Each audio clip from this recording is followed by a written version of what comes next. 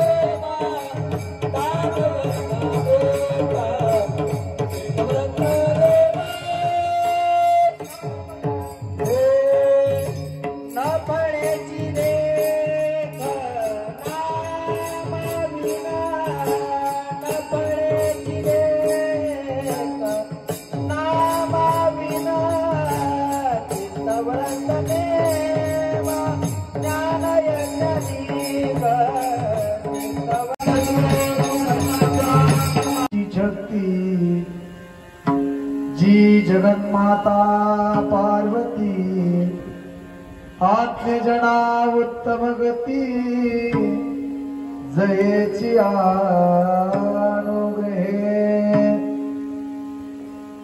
वेदा परशिवा परब्रह्मा नेनवे तुझा महिमा साकार होणी आम्हा पुरवीसी हे तू इच्छित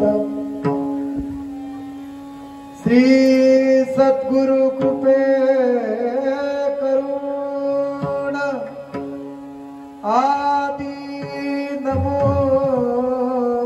शिवगण जे का अमर सर्वाहुन कयास प्रेमे शरणने या माहु सर्वलोकाना प्रकृतिं शास्त्रपारग ता धर्मचारिणी शंभो प्रणमामि पराशिवा यद भासा भासते विश्व यत्सुखे नानुमोदते नमः तस्मै गुणातीत विभवाय परमात्मने परमशक्तये नमः कैलासी राणा शिवचंद्र मोहनी फणींद्र माता मुकुटी जळाळे कारुण्य सिंधू भव दुःखहारी तुझवीन शंभो मज कोण तारी कर्पूर गौरम करुणावतारम संसार सारम भुजगेंद्रहारम सदा वसंतं हृदयारविंदे भवद्भवानीं सहितं नमामि भवद्भवानीं सहितं नमामि भवद्भवानीं सहितं नमामि नाम वाचुनिया अनिक सर्व साधनात नामासे सार किती वारंवार सांगावे हो तीर्थव्रतने मदान यज्ञाधिक न फळेची देख नामाविण भक्ती मुक्ती ज्ञान वैराग्यादि सर्व न लाभे वैभव नाम वीण तीर्थव्रतने मदान यज्ञाधिक न फळेची देख नामाविण शिवदास मने नामाचे महत्व स्मरे त्यासी तत्व कळे त्याचे तीर्थव्रतने दान यज्ञाधिक न फळेची देख नामाविण पंचाचार्य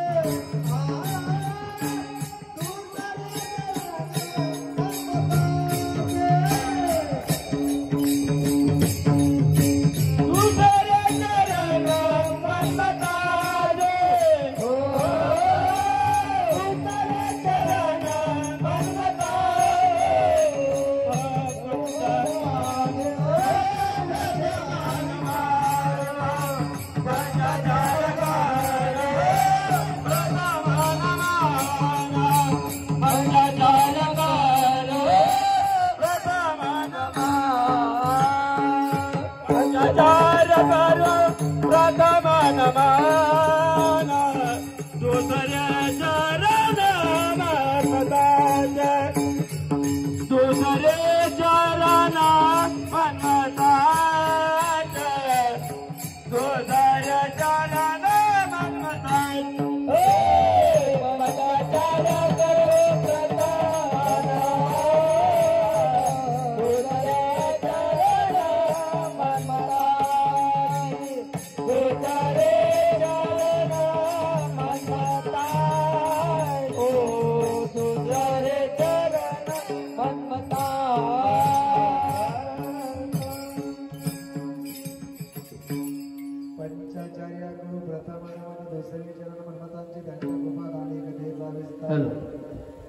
आचार्य सद्गुरु मामालागे इको कम करा महाराजाचं एकूच जास्त नाही हो देश जास्त त्याला बेस कम करा हेल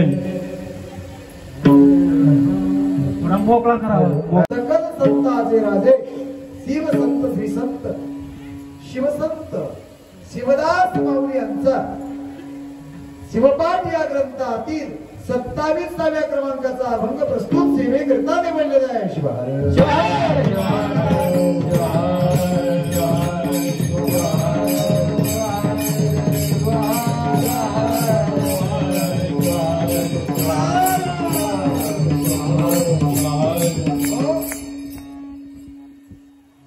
माऊली अभंगामध्ये विशेष स्पष्ट करताना सर्व साधनामध्ये 4 वेद 6 शास्त्र 18 पुराणाचं मंथन केलं. अल्पमती अल्प भाव अल्प आयुष्य जीवन जगणाऱ्या कलियुगातील मानवाचा उद्धार. या कलियुगामध्ये जप तप योग याग प्राणायामाधिक कर्म गौण आहे. का योग याग तप प्राणायामाधिक कली माझी देख न साधती. या कलीमध्ये योग याग तप प्राणायामाधिक कर्म गौण आहेत. याच्यामध्ये जीवाचा उद्धार या कलियुगामध्ये अल्प आयुष्य अल्पमती अल्प भावाने जीवन जगणारा मनुष्य याचा उद्धार कदापि याने होणार नाही. काय होईल या कलियुगामध्ये केवळ संत उद्धार जर कशाने होईल असं सांगत असतील तर फक्त ते उद्धार त्या भगवंताच्या नावाने उद्धार आहे. कशामुळं सतयुगामध्ये मानवाचं आयुष्य 1,00,000 वर्ष आयुष्य होत. किती वर्ष?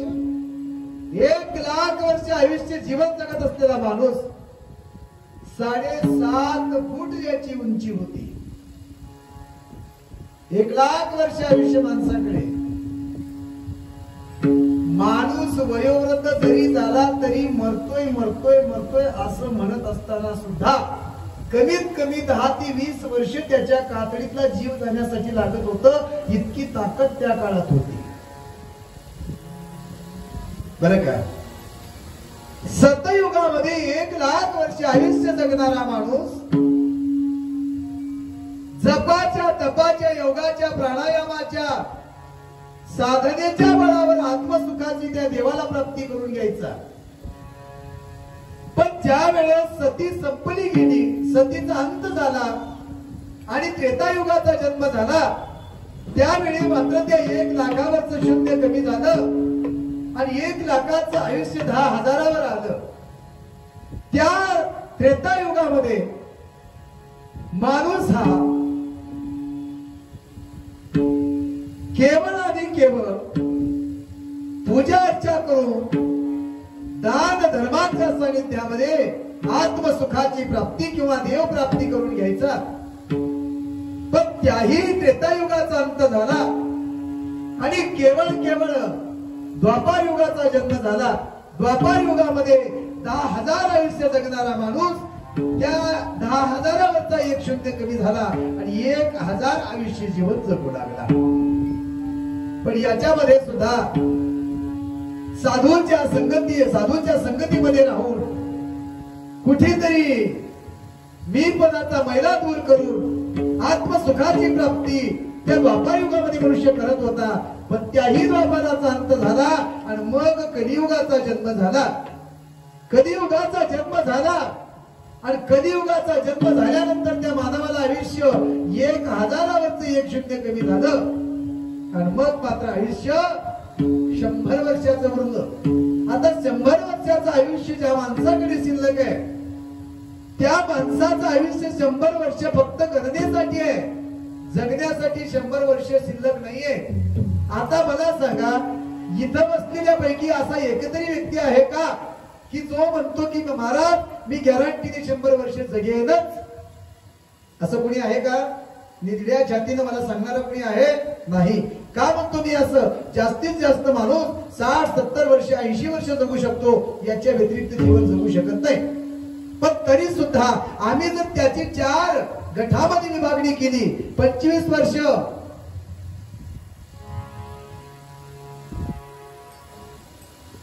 संन्यासाश्रम, वाण प्रस्थाश्रम, गृहस्थाश्रम आणि कोणता वानप्रस्थाश्रम, नाही का? जीवनामध्ये 4 वर्णामध्ये जर वर्णन केलं, 4 गटामध्ये जर त्याचं वर्णन केलं, तर त्यातील पहिला जो वर्ण आहे 25 वर्ष आमचे जन्मल्यापासून 25 वर्षापर्यंत केवळ आणि केवळ न कळतेपणामध्ये गेले. कळते ना माझं म्हणणं?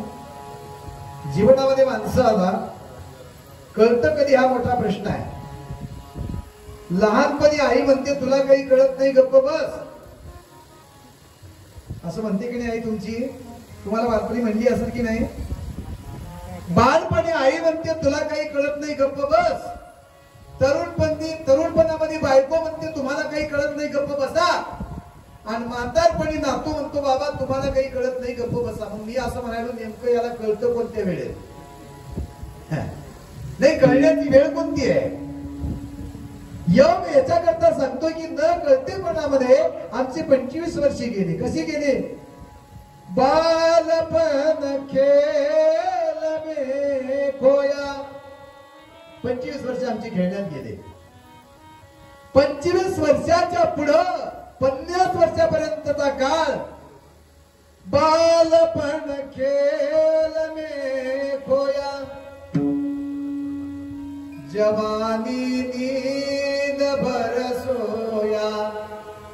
हे का नाही? 25 वर्ष आमचे माझी पत्नी, माझं घर, माझं माझं माझं माझं माझं म्हणण्यात गेलं. राहिली किती?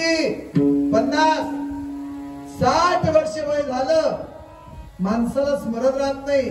60 बुद्धी नाटी, हातात आली काठी, अशी अवस्था झाली. मग आम्ही काय करतो? आम्ही मग मागतो त्या ठिकाणी आम्ही देव प्राप्तीच्या साधनेच्या मार्गावर लागतो. महाराज म्हणतात बुढ़ेपन में कापने लगा, निकल गया अवसान बंदे, निकल गया अवसान बंदे, कब सुमरोगे ना. अरे बेड्या, सांग त्या मनाला, सांग त्या देहाला, जन्म मिळाला तुला मानवाचं काही साधन कर. वेड्याला मनाला सांगा या देहाला, काही साधन करा येऊनी जन्माला. हे काही त्या वेड्याला सांगा, त्या मनाला सांगा, त्या देहाला सांगा की जन्म मनुष्याचा मिळालाय, काहीतरी साधना कर असं म्हणावं त्याला. पण योग असा आहे, संत जाती असा जर उपदेश संताचा एखाद्याला झाला आणि त्या जीवाला जर उद्धार व्हावा असं वाटत असेल आणि तो देवप्राप्तीच्या साधनेच्या बळावरती जर जीवनामध्ये भक्ती तत्वामध्ये उरत असेल तर त्या जीवानं आत्म सुखाच्या प्राप्तीसाठी काय करावं? तर महाराज म्हणतात त्यानं काहीच करू नये. या कलियुगामध्ये फक्त हाताने टाळी वाजून भगवंताच्या नामाचं चिंतन करावं. वृक्षाचं परम प्रयोजन आहे फळ देणं. वृक्षाचं झाडाचं परम प्रयोजन आहे सावली देणं. फुलाचं परम प्रयोजन आहे सुगंध देणं. साखरेचं परम प्रयोजन आहे गोड असणं. नदीचं परम प्रयोजन आहे तिने वाहत राहणं. संतांचं परम प्रयोजन आहे ज्ञान देणं. काय म्हटलं मी? ज्ञान देणं. तसं गंगेचं परम प्रयोजन आहे वाहत राहणं. आणि तुमच्या आमच्या जीवनाचं परम प्रयोजन आहे जन्माला आल्यानंतर हाताने टाळी वाजवून नाम घेणं. कळतंय ना माझं म्हणणं तुम्हाला? महाराज म्हणतात की या कलियुगामध्ये अल्प आयुष्य जगणारा मनुष्य अल्पमतीने वागतोय. त्याच्याकडे भाव तेवढा परिपूर्ण नाही. अल्प भाव आहे. अल्प भाव, अल्पमती, मती बुद्धी कमी आहे. अशा माणसाला जप तप योग बळाच्या साधनेवर आत्मधनाची त्या भगवंताची प्राप्ती होणार नाही. पण त्याच्यासाठी सोप्यातला सोपा उपाय काय असेल तर ते फक्त भगवंताचं नाम आहे. कलियुग माझी भजन चाले, कलियुग माझी भजन चाले, कलियुग माझी भजन चाले, कलियुग माझी भजन चाले, कलियुग माझी भजन चाले, कलियुग माझी भजन चाले, कलियुग माझी भजन चाले, कलियुग माझी भजन चाले. शंकरे सातवा हृदय शंकरे सातवा कलियुग माझी भजन झाले, कलियुग माझी भजन झाले, कलियुग माझी भजन झाले, कलियुग माझी भजन झाले. काय सांगितलं? हृदयी शंकर साठवा कलियुग माझी भजन हे सार, कलियुग माझी भजन हे सार. कलियुगामध्ये सारभूत तत्व म्हणजे भजन आहे. भजन म्हणजे नाम. आणि ते नाम घेऊन त्या भगवंताला हृदयामध्ये साठवावं लागतं. याच्याने जीवाचं उद्धार आहे. कशावरून? महाराज म्हणतात की या कलियुगामध्ये तुम्ही तुमचा उद्धार व्हावा असं वाटत असेल तर एकच काम करा. काय काय करसाल? काय करसाल हो तुम्ही? शिव शिव वाचे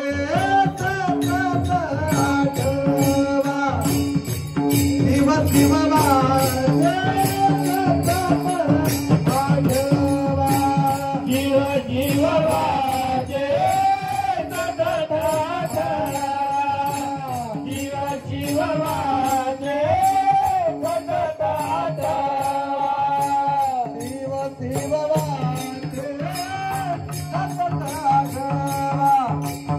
शिव शिव वाचे जीव जीव वाजे जीव वाजे आणि काही कोला तुझे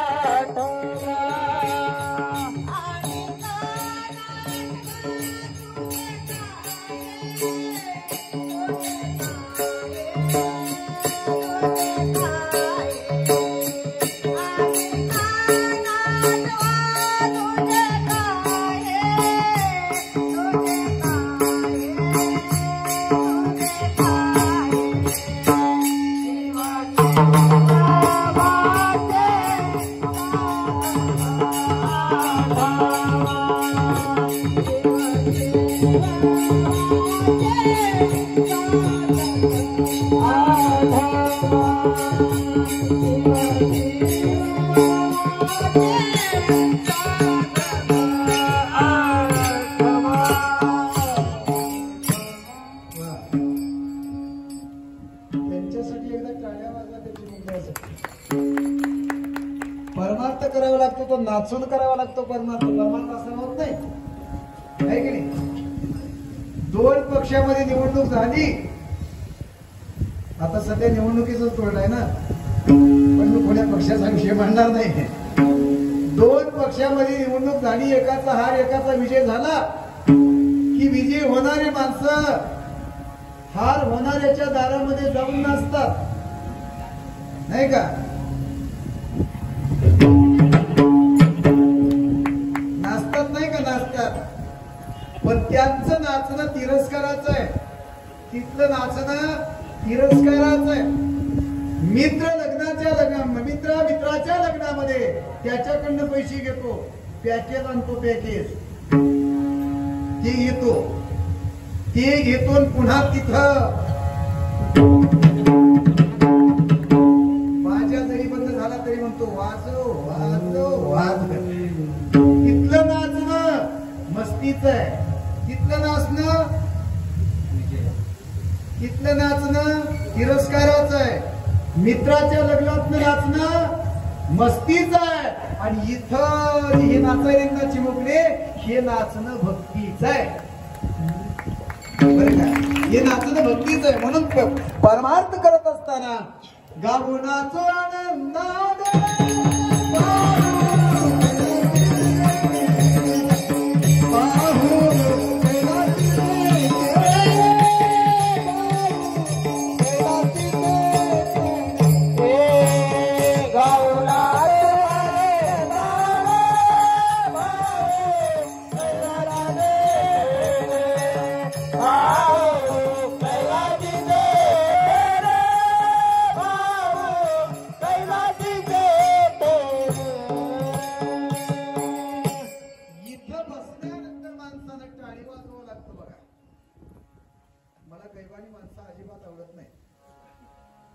गैवानी माणसं माहित आहेत ना.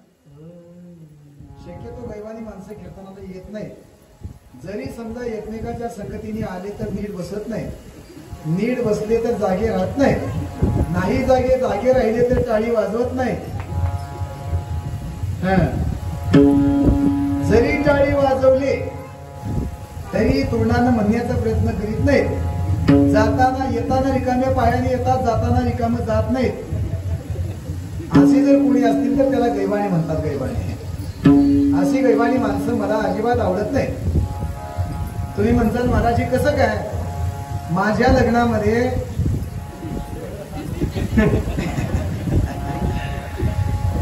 लग्नामध्ये नवरीच्या मामाला 5 मिनिटं वेळ झाला होता. किती मिनिटं? 5 मिनिटं. नवरीच्या मामाला 5 मिनिटं वेळ झाला होता तर मी नवरीचा मामा बनवला होता. योगायोग चांगला आहे, नवरीला उशीर झाला नव्हता.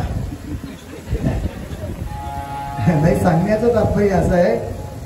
मग तुम्ही म्हणाल महाराज तिथं 5 मिनिटं वेळ झाला तर मामा बदलाला, तुम्ही इतकं कसं काय वेळ केला, असाही प्रश्न असेल ना तुमच्या समोर.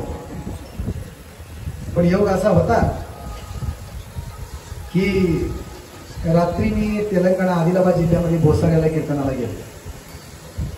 भोसारा जवळजवळ 314 किलोमीटर अंतर जाण्याचा, 314 किलोमीटर अंतर येण्याचा, एवढा प्रवास केला. सकाळी 7 वाजता आलो आणि लातूरच्या पुढं, रेणापूरच्या पुढं समसापूर नावाचं गाव आहे आणि त्या गावामध्ये शिवकथा चालू आहे. तिथली शिवकथा करून 5:30 वाजता आरती करून निघालो. पण योगाने काल तिकडे गेल्यामुळं गाडीचा योग नव्हता. माझा गाडी घरी आहे. गाडीचा योग नसल्यामुळं तिकडून मला एसटीने यावं लागलं आणि तिथं आल्यानंतर एसटी एकही नव्हती. आलेली गाडी डिपोत जमा होत होती. पण योगाने कशी तरी शिवशाही भेटली. योगायोग तुमचं नशीब चांगलं समजा. कारण मी उशिराच येत असतो कीर्तनामध्ये, कधीच टायमावर येत नसतो. माझी आई मला नेमकं सांगते, बाबा की तू जन्माला सुद्धा 9-10 दिवसांनी उशिरात आला. कळतं ना माझं म्हणणं तुम्हाला. तुम्ही हे खोटं वाटत असेल तर विचारा कधीतरी.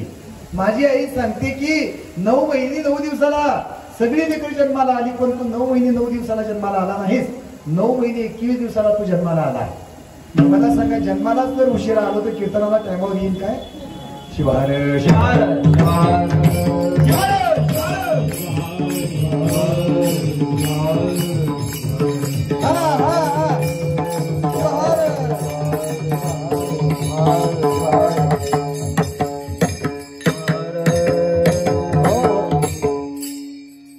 संत सांगतात की जीवनामध्ये या कलियुगातलं श्रेष्ठ असं साधन जर काय असेल तर ती फक्त भगवंताचं नाम आहे.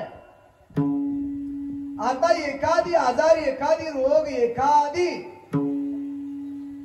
जीवनामध्ये शरीराला जडलेली व्याधी एका सहज उपायाने जर जात असेल, महाराज म्हणतात एखादी आजार दूध आणि साखरेने जात असेल तर त्याच माणसानं, त्या जीवानं नाही मी लिंबाचा पालाच पेणार आहे हे म्हणणं जसं निवड आहे, तसं महाराज म्हणतात या कलियुगामध्ये केवळ आणि केवळ या देहाचा उद्धार नव्हे, या जीवाचा उद्धार जर कशाने होत असेल तर फक्त प्रभू भगवंताच्या नामाने होतो.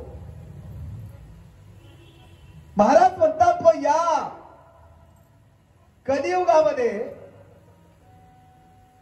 तुम्हा मला वेळोवेळी मार्गदर्शन करत असताना संत पुन्हा पुन्हा पुन्हा पुन्हा सांगतात.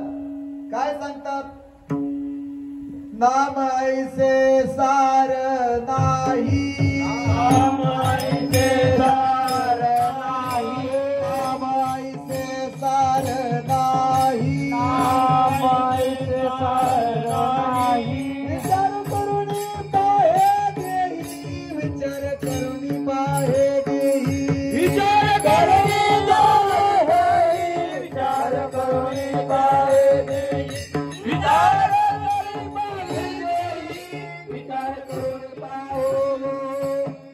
हो, नाम ऐसे सार नाही, विचार करून पाहे देही, सुलभाहुनी सुलभ गोड गोड आहे नाम.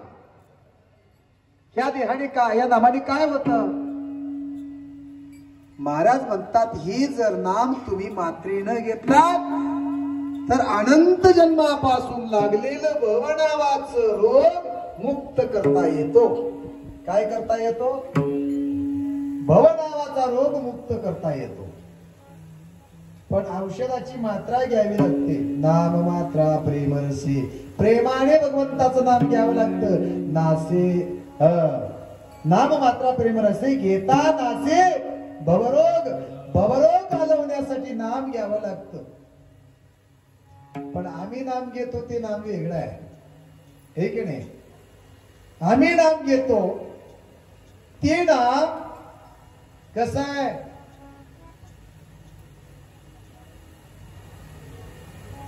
आमचं नाम ही वरवरचं घेणं आहे. महाराज म्हणतात या नामाने अंतकरता जर ओलावा नसेल, प्रेम नसेल तर कदापि भव दुःख दूर करता येणार नाही. पण तुम्हाला जर खरोखर दुःख निवारण करून या जीवनामध्ये जीवाला शिव बनवायचं असेल तर तुम्हाला प्रेमाने भगवंताच्या नामाचं चिंतन करावं लागेल. आता आम्ही नाम घेतो, घेण्याबद्दल विषय नाही. आता आम्ही कीर्तन करायले, चिंतन करायले, एवढा सगळा आम्ही सायास करायलो कशासाठी? उद्धार व्हावं यासाठीच ना. पण मला सांगा, आतापर्यंत महाराज म्हणले काय? तैसे नोहे नाम माझ्या शंकराचे, माझ्या शंकराचे, तैसे नोहे नाम माझ्या शंकराचे, तैसे नोहे नाम माझ्या शंकराचे. उच्चारिता वाचे होय मोक्ष, उच्चारिता वाचे होय मोक्ष. तैसे नोहे नाम माझ्या शंकराचे, तैसे नोहे नाम माझ्या शंकराचे कैसे नोहे नाम माझ्या शंकराचे तैसे नोहे नाम माझ्या शंकराचे उच्चारिता वाचे होय मोक्ष. बरं जाऊ दे, आपण थोडं बोलू. एवढं भजन करायलो मग महाराज म्हणाले उच्चारिता वाचे होय मोक्ष. असं जर असेल तर मग आम्ही एवढे सप्ते करायलो, एवढं अन्नदान करू लागलो, एवढं सप्ताहाला पट्टी देऊ लागलो, एवढी पकवाज वाजवू लागलो, एवढी कीर्तन करू लागलो, मग नेमकं कुठं काय झालंय आमचं? थोडा विचार करावा लागेल की नाही? महाराज म्हणतात एक वेळा नाम घेता तारी. एकच वेळा नाम घेतलं की ते नाम तारून जात. पण काय पाहिजे? निष्कामता पाहिजे जीवनामध्ये, निष्कामता. आम्ही घेतो ते नाम सकामतेने घेतो. सकामतेने घेतलेलं नाम भगवंतापर्यंत जात नाही, म्हणून जीवनामध्ये तुम्हाला त्याची प्राप्ती होत नाही. निष्कामतेने घेतलेलं नाम भगवंतापर्यंत पोहोचू शकतं. महाराज म्हणतात ते नाम निष्काम पद्धतीने घेतलं पाहिजे. निष्काम होऊन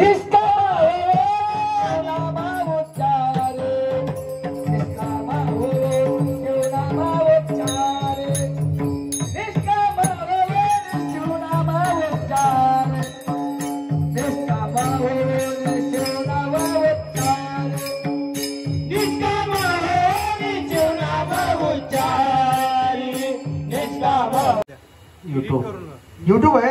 वा, काय नाव आहे तुमचं? नागेश्वर झुंगा. नागेश स्वामी झुंगा. झुंगा. वा, नागेश स्वामी झुंगा. ही सेवा प्रत्येकांच्या हृदयापर्यंत नव्हे प्रत्येकांच्या आत्मउद्धाराच्या साधनेची परिकाष्ठा प्रत्येकापर्यंत नेऊन पोहोचवण्याचं काम ज्या युट्यूबच्या माध्यमातून चालू आहे, असे शिवभक्ती परायण नागेश महाराज झुंगा त्यांचंही मनपूर्वक अभिनंदन.